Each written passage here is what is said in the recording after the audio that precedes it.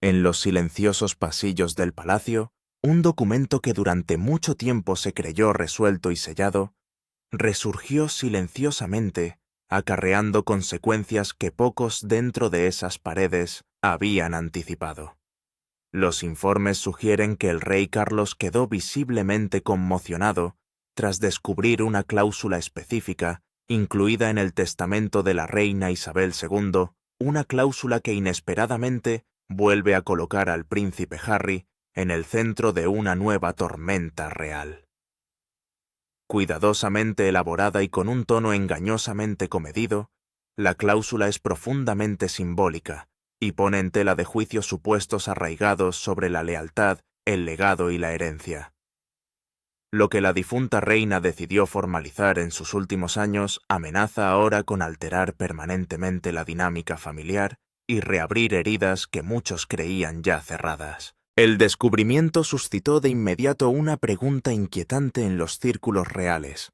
¿Podría esta revelación única remodelar la forma en que la historia recuerda en última instancia el lugar del príncipe Harry dentro de la monarquía? La mañana en que salió a la luz no tuvo nada de extraordinario en apariencia. Un día de noviembre de 2025 los despachos privados del Palacio de Buckingham, las mismas paredes que habían sido testigos durante décadas de decisiones discretas y acuerdos tácitos, se llenaron de silenciosa quietud. El rey Carlos estaba sentado ante un familiar escritorio de caoba que en su día ocupó su madre no preparándose para una ceremonia o un deber público, sino revisando los documentos patrimoniales relacionados con la reina Isabel II, fallecida hacía más de 3 años. El proceso estaba destinado a ser de procedimiento, una formalidad llevada a cabo lejos de las cámaras y los titulares. En la sala había un pequeño círculo de confianza, el asesor jurídico superior, el guardián de la bolsa privada y asesores que habían servido a madre e hijo durante años. Se abrieron carpetas encuadernadas en piel, se verificaron los sellos y se pasaron las páginas con calma profesional. La mayor parte del material confirmaba lo que ya se sabía: patrimonios privados atesoradas, reliquias y bienes que habían sido distribuidos o dispuestos mucho antes de su muerte. Balmoral, Sandringham, joyas cargadas de historia. Nada parecía fuera de lo común hasta que apareció un sobre. Era más delgada que las demás, discreta a primera vista, pero marcada con una fecha que llamó inmediatamente la atención. Marzo de 2022. Solo unos meses antes del fallecimiento de la reina. En su interior yacía un documento manuscrito inconfundiblemente de puño y letra de Isabel. La escritura era más firme de lo esperado para su último año. Ligeramente irregular, sí, pero deliberada. No era un borrador ni una nota al pasar. Era una decisión. Cuando el rey Carlos empezó a leer la sala, se quedó en silencio. Su expresión tan a menudo entrenada en la serena compostura cambió gradualmente. Lo que tenía en sus manos no se refería únicamente a la propiedad. Se dirigía directamente al príncipe Harry, no vagamente, no de pasada, sino con una claridad y precisión que dejaban poco margen a la interpretación. La cláusula esbozaba un acuerdo de herencia que iba en contra de casi todas las suposiciones que Carlos había mantenido desde la muerte de su madre. No se trataba simplemente de dinero o tierras. Era condicional, cuidadosamente estructurado y vinculado a elecciones futuras. El lenguaje sugería que Isabel, incluso cuando se enfrentaba al deterioro de su salud, había estado pensando en el futuro, en las divisiones de su familia, en el tiempo, en la responsabilidad y en las consecuencias. Los consejeros esperaron mientras Charles volvía a leer el documento, una y otra vez. Cada lectura parecía tener más peso que la anterior. La asesoría jurídica acabó por confirmar lo que el rey ya sospechaba. La cláusula era auténtica, estaba debidamente atestiguada y era plenamente ejecutable. Había sido sellada con instrucciones explícitas de permanecer oculta hasta el momento oportuno. Ese momento, al parecer, había llegado. Inevitablemente, los pensamientos se desviaron al castillo de Windsor, a un estudio privado donde Isabel pudo haberse sentado sola, pluma en mano, plenamente consciente de lo que estaba poniendo en marcha. Había gobernado en medio de guerras, convulsiones políticas y profundas turbulencias familiares. Entendía y el silencio como una herramienta y el tiempo como poder. Esta cláusula no fue accidental ni descuidada. Era una estrategia. Lo que hizo tan pesado el descubrimiento no fue su legalidad, sino su intención. La reina había dejado a su hijo mayor algo más que una corona. Le había dejado un ajuste de cuentas. La salida de Harry de la vida real había fracturado la confianza y remodelado las relaciones en toda la familia. Esta cláusula reabrió ese capítulo no emocionalmente, sino formalmente, en tinta y ley. Finalmente un consejero formuló una pregunta en voz baja. ¿Cómo deberían proceder? Deberían comenzar los preparativos. Debería informarse a otras partes. El rey Carlos no respondió de inmediato. Se quitó las gafas y las dejó sobre el escritorio frotándose el puente de la nariz. Por un breve momento, no fue un monarca enfrentándose a implicaciones constitucionales. Era un hijo dándose cuenta de que su madre había anticipado este momento mucho antes de que él estuviera preparado para afrontarlo. El tic-tac de un reloj de sobremesa llenó el silencio. Fuera de los muros del Palacio Londres, seguía su curso habitual. El tráfico se movía. Las voces se alzaban y callaban.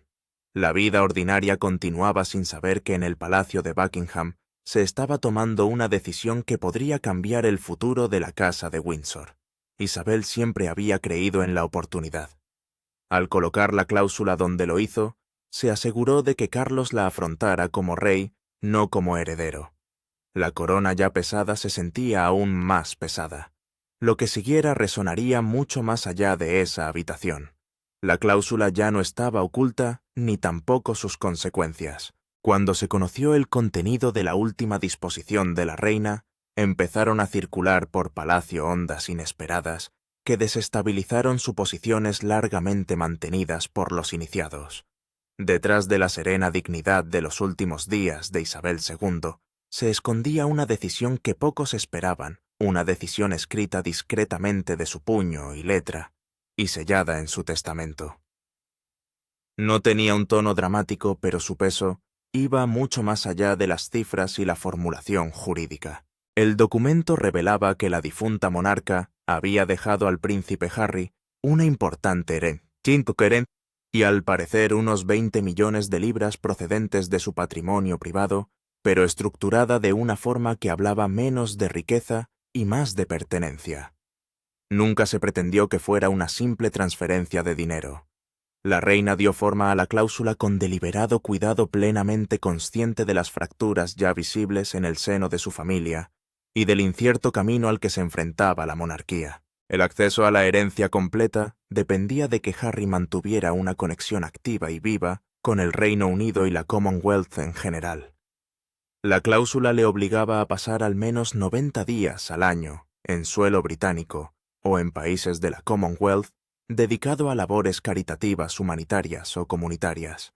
No se trataba de una orden para reanudar las funciones reales ni de una exigencia de sumisión.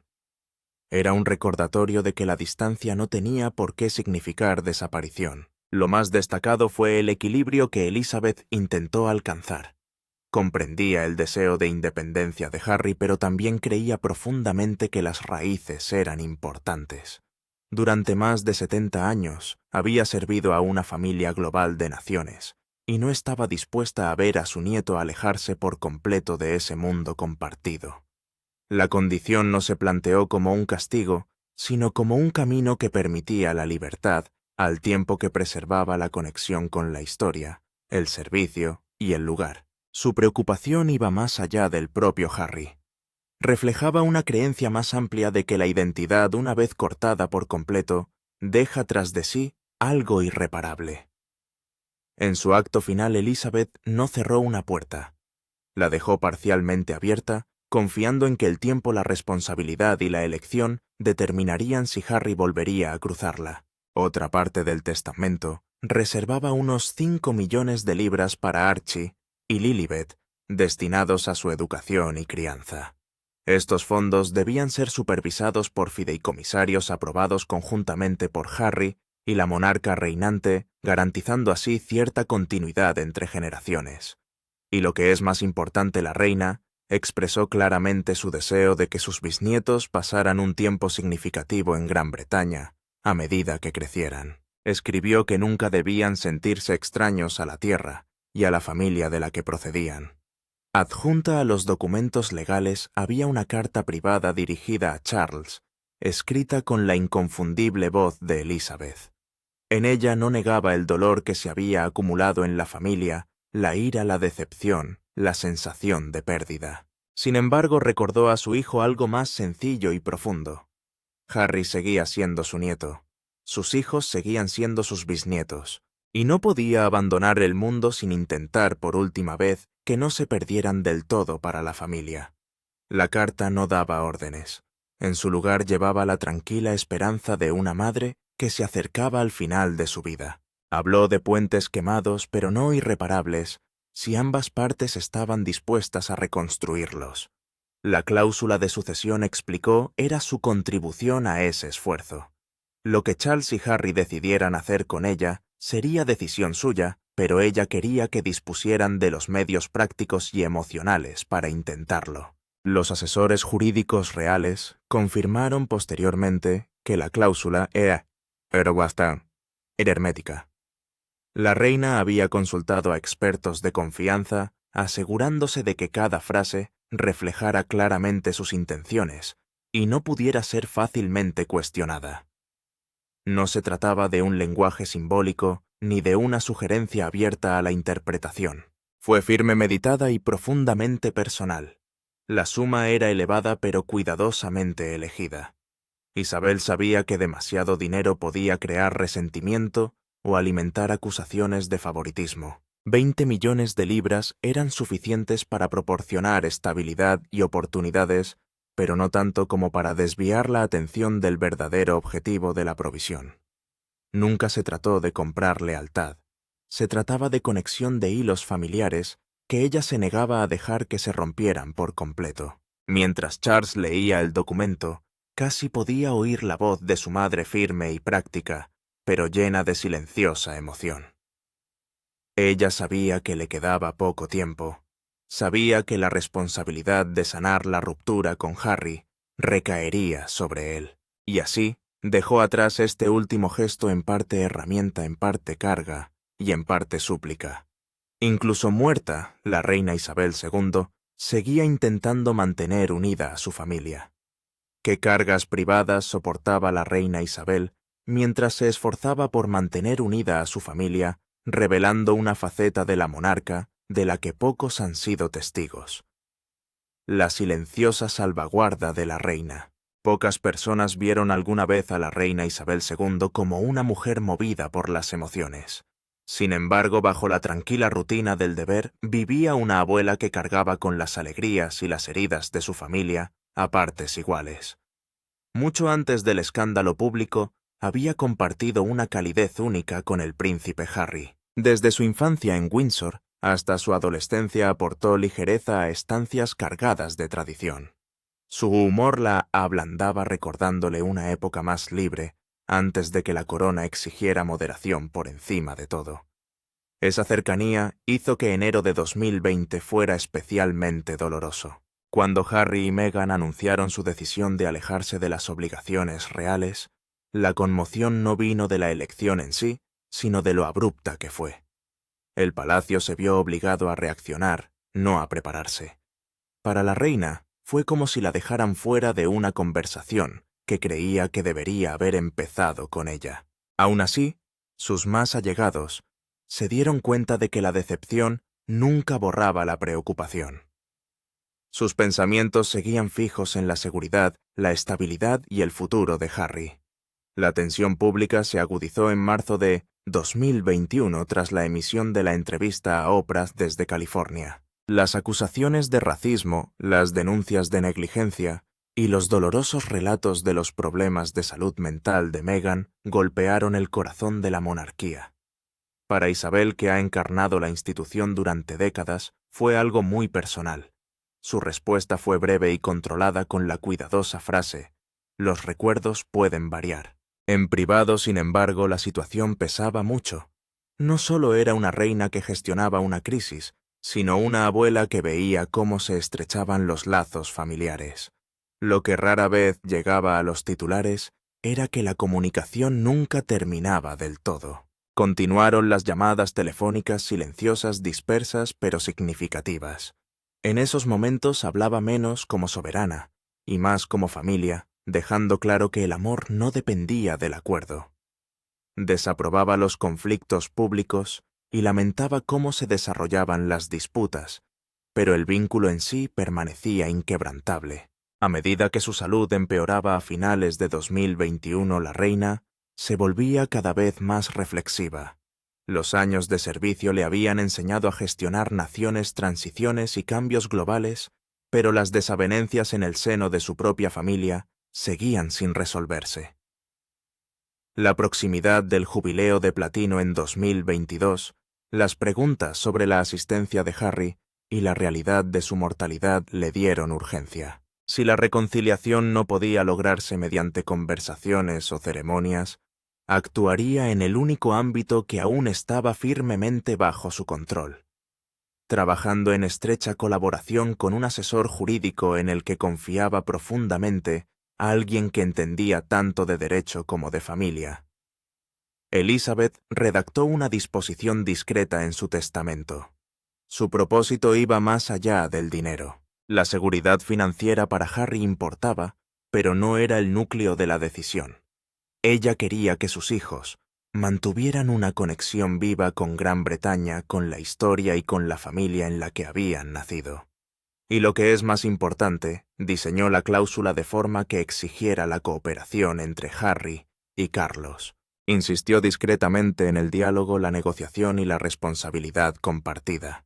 El secreto era esencial. La reina no quería que esta decisión dominara los días inmediatos a su muerte, ni interfiriera en los frágiles comienzos del reinado de Carlos. Al retrasar su revelación hasta después de una revisión completa del patrimonio, esperaba que las emociones se calmaran y el dolor suavizara la resistencia.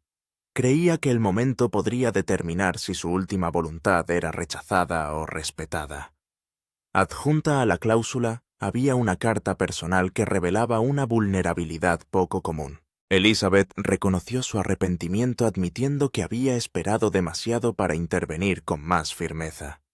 Escribió que confiaba en que el tiempo curaría las heridas por sí solo para darse cuenta de lo profundas que habían crecido las fracturas. Para entonces la enfermedad y el protocolo limitaban lo que podía hacer abiertamente. La carta no contenía reproches, sino reflexión y determinación. Vista así, la cláusula oculta no era una maniobra política, sino una última expresión de fe. Tras 70 años en el trono, la reina seguía creyendo que los lazos familiares, cuando se ponen a prueba, no deben disolverse sin remedio. Incluso al final, se negó a aceptar la separación permanente como algo inevitable. Mediante una planificación discreta, más que con una orden pública, hizo un último intento de guiar a su familia hacia el entendimiento, dejando tras de sí no solo un legado de reinado, sino un mensaje de amor perdurable. Pero cuando el rey Carlos se enfrentó a esa única página, qué decisión inesperada amenazó con remodelar su legado y poner a prueba los límites del amor perdurable, la cláusula que lo cambió todo. Solo con el peso de una sola página, el rey Carlos se encontró ante una decisión que se negaba a quedar pulcramente confinada al papel. Lo que tenía ante sí no era mero lenguaje jurídico o detalles financieros, sino una instrucción final formulada por una madre que había gobernado durante 70 años y amado a su familia con la misma intensidad. Las palabras transmitían tanto ternura como autoridad, mezclando la esperanza materna con la expectativa soberana, y situaban a Charles en el centro de una tormenta en la que colisionaban el deber y la emoción. Habían pasado años desde la silenciosa despedida que envió al príncipe Harry a través del Atlántico hasta California, pero la distancia entre padre e hijo se sentía más ancha que cualquier océano. Desde 2020, las entrevistas públicas, las series en streaming y las memorias publicadas en 2023 han convertido el dolor privado en una conversación global. Carlos había soportado las críticas toda su vida, entrenado por la tradición para absorber el escrutinio sin inmutarse. Sin embargo, oír a su propio hijo describirlo como distante y defectuoso le tocó un nervio más profundo. El amor no había desaparecido, pero ahora convivía con la decepción, la ira y un sentimiento de traición que nunca descansaba del todo. La cláusula descubierta tras la muerte de la reina Isabel II en septiembre de 2022 volvió a poner de relieve todas esas emociones no resueltas. Ofreció a Harry una herencia considerable pero con expectativas asociadas. El tiempo pasado en el Reino Unido renovó el contacto con la familia y una tranquila esperanza de que la próxima generación no creciera totalmente desvinculada de sus raíces. A Carlos le pareció el último intento de su madre de guiarle no como monarca, sino como padre que aún lucha por llegar a su hijo. Antes de elegir un camino había que escuchar una voz. Se organizó una reunión privada con el príncipe Guillermo en Clarence House, lejos de asesores y cámaras.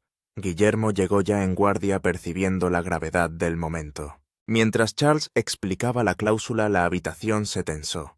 William escuchó su expresión endureciéndose, y cuando su padre terminó la respuesta, fue rápida y sin filtros. Para él se trataba de una injerencia de ultratumba. Las condiciones se sentían menos como amabilidad y más como presión, reabriendo heridas que no habían cicatrizado desde que las acusaciones de Harry habían saltado a los titulares y a las salas de estar. La lealtad de William a la institución era inquebrantable. No veía las acciones de Harry como una rebelión personal, sino como un daño infligido a la monarquía, y lo que era más doloroso, a Catalina y a sus hijos. La reconciliación por obligación le parecía mal. Dejó clara su postura. No bloquearía la decisión de su padre, pero no participaría en ningún acercamiento renovado. Se daría cortesía si fuera necesario. La confianza, no. Aquella conversación terminó sin resolución, dejando a Charles suspendido entre dos generaciones. Más allá de los muros familiares, las implicaciones iban aún más lejos. La opinión pública seguía dividida. Para algunos, Harry era un hombre que había elegido el bienestar frente a la tradición, escapando de un sistema rígido. Para otros era un príncipe que criticaba a su familia mientras se beneficiaba del mismo título que cuestionaba. La noticia de una herencia ligada a la reconciliación podía verse como compasión o como debilidad.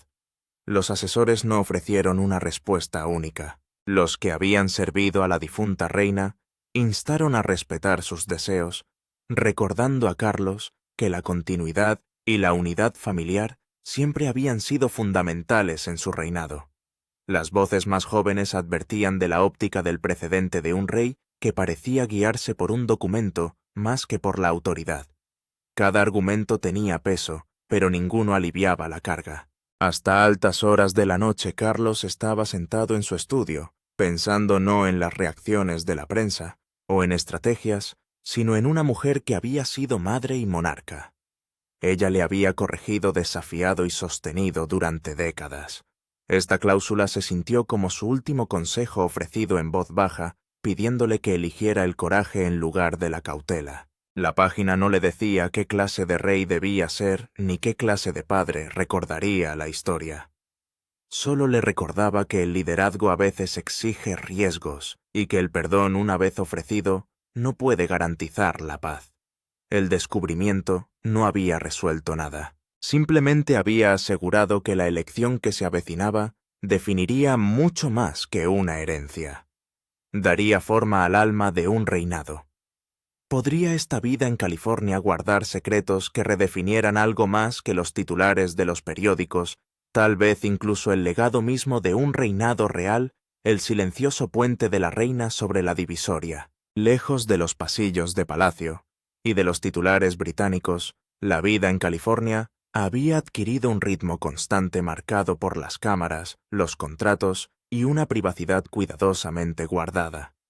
Los días estaban repletos de reuniones de producción, discursos y plazos diferentes de las obligaciones reales pero exigentes de forma similar. La atención pública nunca desapareció del todo, solo cambió de forma. Aunque el mundo suponía una riqueza ilimitada, la realidad era más restringida. Los grandes negocios mediáticos habían traído seguridad, pero no del tipo que permite la ociosidad. El trabajo era necesario, no opcional, y cada decisión tenía su peso. Lo que pasaba desapercibido era la distancia emocional y física entre un hijo y su padre.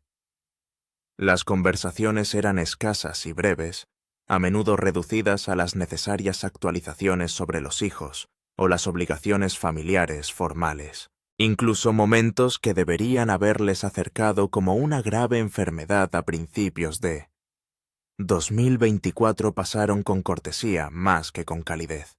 El silencio se instaló donde antes vivía la confianza, haciéndose más pesado con el tiempo. Desconocido para esta vida al otro lado del Atlántico, un descubrimiento se estaba desarrollando en Gran Bretaña. El testamento de la difunta reina contenía una disposición cuidadosamente redactada que iba más allá del dinero y se dirigía a algo mucho más delicado: la conexión.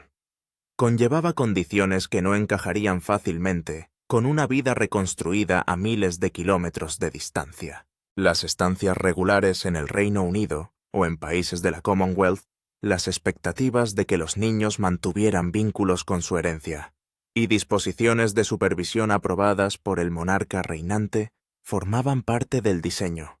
No eran peticiones sencillas, eran invitaciones envueltas en obligaciones. Para una familia que había partido en busca de seguridad y paz, la idea de frecuentes regresos suscitaba viejos temores.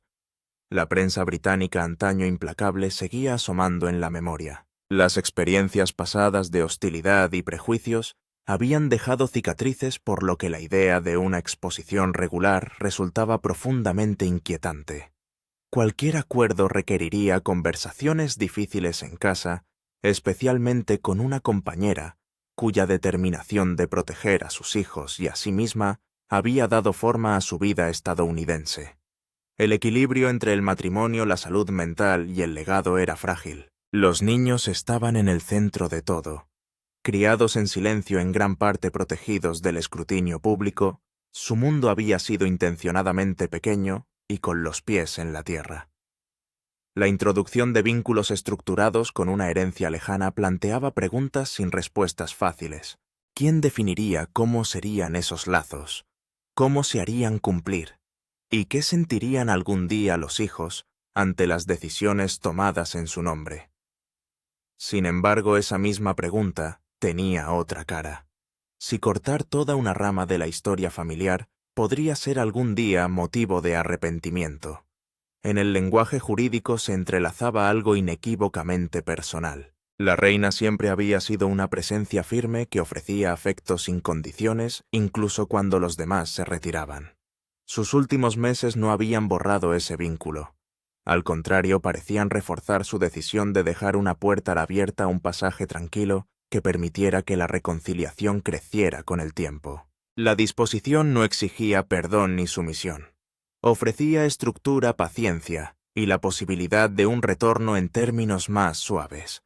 Esa constatación conllevaba una fuerza emocional. Puso en tela de juicio defensas largamente arraigadas, construidas a lo largo de años de conflictos entre vistas y juicios públicos.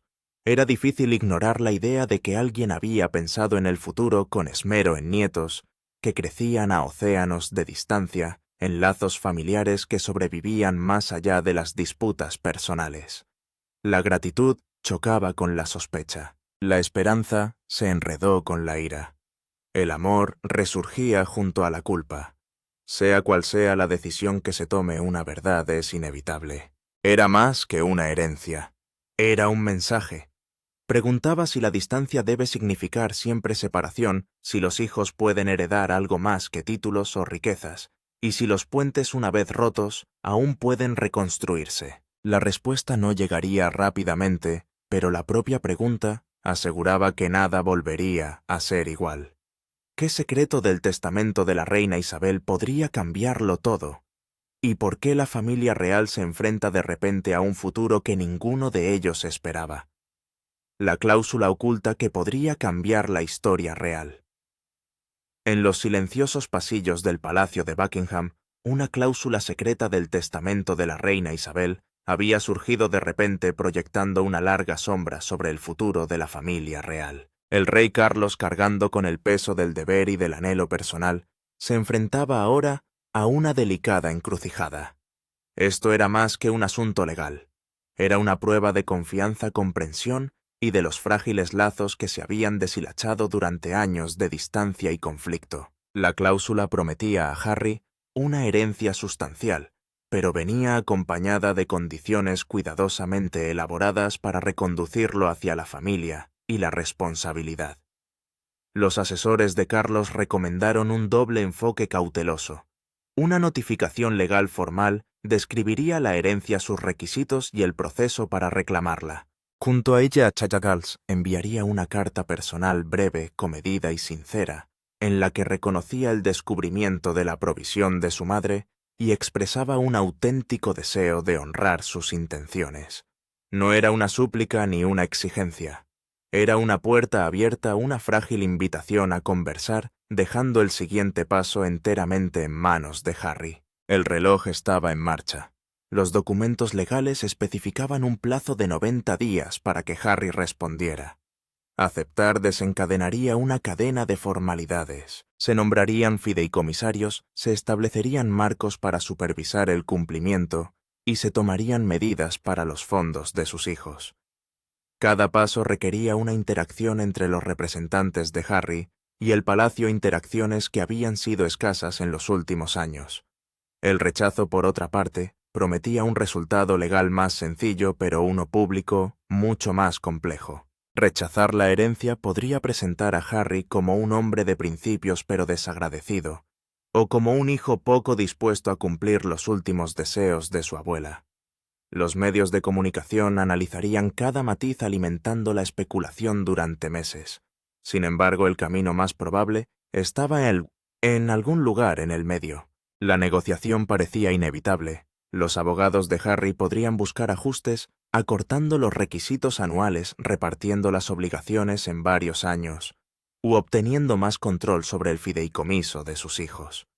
La reina había sido meticulosa en su redacción, pero incluso el lenguaje jurídico más claro dejaba margen para la interpretación para el compromiso. Carlos se enfrentaba ahora a un reto personal que iba más allá de la ley o el protocolo. Requería perspicacia, paciencia y comprensión del corazón de su hijo. Cualidades en las que había confiado en la diplomacia durante décadas, pero nunca en una situación tan íntima, tan cruda. Las implicaciones iban más allá de padre e hijo. Los hijos de Guillermo, Jorge, Carlota y Luis estaban ligados a esta red de posible reconciliación. Sus relaciones con Harry podían florecer o permanecer distantes dependiendo de cómo se comprometiera con las obligaciones establecidas por su abuela. La visión de la reina siempre había incluido la curación de estas desavenencias generacionales, pero su puesta en práctica exigía la cooperación de múltiples miembros de la familia, no todos ellos proclives a la reconciliación. Siendo realistas, el resultado podría ser parcial e imperfecto. Harry podría aceptar la herencia, pero manteniendo la distancia emocional, cumpliendo los requisitos técnicos, pero manteniendo la calidez a distancia. Las relaciones podrían llegar a ser funcionales, pero frías, cordiales, pero contenidas. En este escenario, la reconciliación sería real, pero incompleta. Un compromiso entre el distanciamiento y la unidad. Había mucho en juego. Un paso en falso podría convertir la herencia en otro campo de batalla, con Harry lamentando públicamente las condiciones y la prensa, retratando a la monarquía como manipuladora o a Carlos como excesivamente controlador. Por el contrario, el éxito podría marcar el primer paso significativo hacia la reparación de los lazos fracturados, honrando el último deseo de unidad de la reina. Por primera vez en años existía un marco, un mapa, trazado por la cuidadosa mano de una abuela, que apuntaba hacia la posibilidad de una familia, de una conexión, de una esperanza. Carlos era a la vez una carga y un regalo. La forma en que él y Harry decidieran afrontarlo definiría su relación, el bienestar de la próxima generación y el futuro de la propia monarquía. Al otro lado de la enorme distancia que separa Londres de California, el destino de la familia real pende ahora de un hilo tambaleándose entre el dolor del pasado y la frágil y tentadora promesa de reconciliación. ¿Qué crees que hará el rey Carlos después de descubrir esta impactante cláusula sobre Harry en el testamento de la reina?